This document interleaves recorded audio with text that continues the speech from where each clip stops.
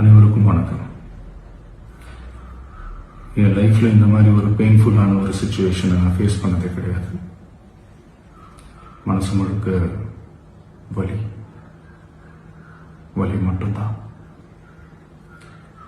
இந்த சுற்றுப்பயணத்தில் என்னென்ன மக்கள் பார்க்க வராங்க, அதுக்கு ஒரே ஒரு காரணம் தான் அவங்க என் மேலே வச்சிருக்கிற அன்பும் பாசம்.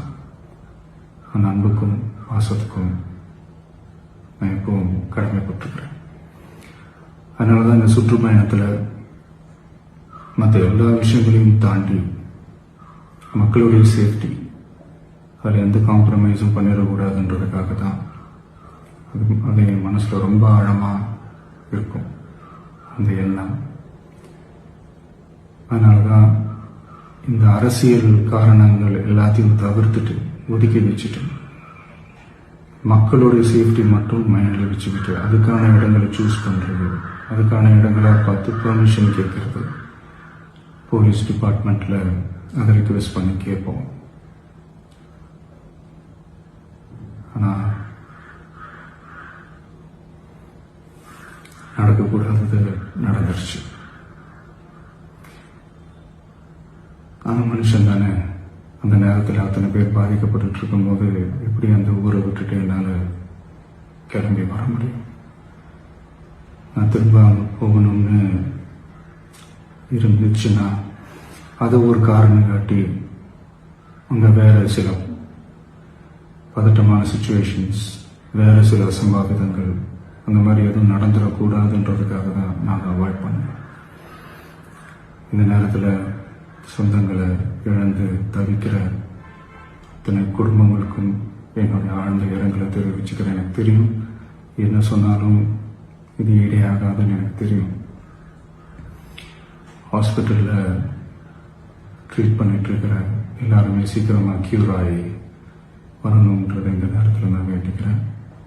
கூடிய சீக்கிரமே உங்கள் எல்லாரையும் நான் சந்திக்கிறேன். இந்த நேரத்தில் எங்களுடைய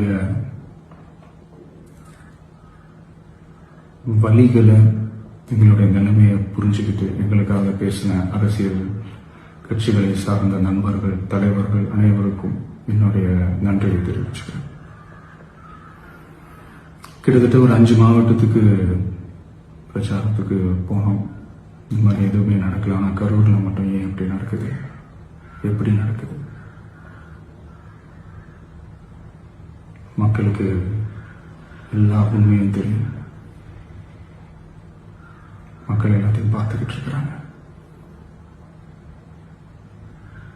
கரூரை சேர்ந்த அந்த மக்கள் அந்த உண்மையெல்லாம் வெளியில் சொல்லும்போது எனக்கு கடவுளே நேரில் வந்து இறங்கி அந்த உண்மைகள்லாம் சொல்ற மாதிரி எனக்கு தோணுச்சு.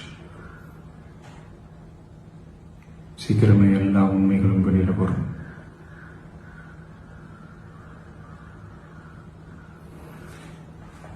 எங்களுக்கு தரப்பட்ட இடத்துல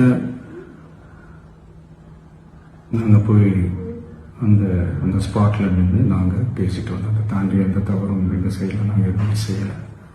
பட் இருந்தாலும் எங்கள் கட்சியை சேர்ந்த நிர்வாகிகள், தோழர்கள் மேலே எஃப்ஐஆர், அது மட்டும் இல்லை சோஷியல் மீடியாவை சேர்ந்த நண்பர்கள், தோழர்கள் அவங்க மேலே எஃப்ஐஆர்லாம் போட்டு இப்போ பிடிச்சிட்டு இருக்கிறாங்க.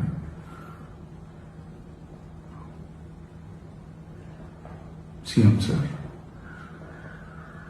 உங்களுக்கு ஏதாவது இந்த பழி வாங்கணும் அப்படின்ற எண்ணம் ஏதாவது இருந்துச்சுன்னா என்ன வேணாலும் பண்ணுங்க. அவங்க மேல கை வைக்காதீங்க. நான் ஒன்று வீட்டில் இருப்பேன், இல்லை நான் ஆஃபீஸில் இருப்பேன். என்ன வேணாலும் செய்யுங்க. நண்பர்களே, தோழர்களே, நம்மளோட அரசியல் பயணம் இன்னும் ஸ்ட்ராங்கரா, இன்னும் தைரியத்தோட கண்டினியூ ஆகும்.